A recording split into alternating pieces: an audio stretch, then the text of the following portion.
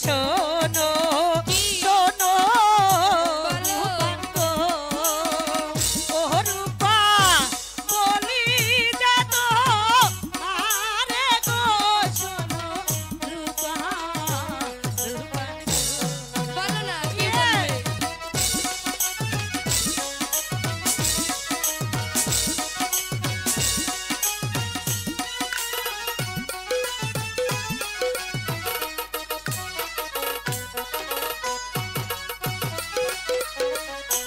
বাসার ছেলে অন্য মুখে গো ও রূপবান তোমার দেখে মানা গো শোনো রূপবান গো রূপবান রে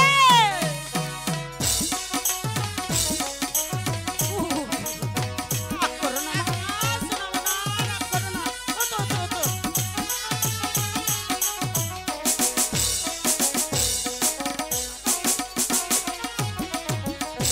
বাসার ছেলের মুখের স্মৃতি গো তাই নাকি ও দাইমা আমি দেখতে যাবো দেখছেন কি কয় যাইবেন না করি তাও যাইবো এই তোকে না বলি ওই জায়গা যাওয়া যাবে না যাবো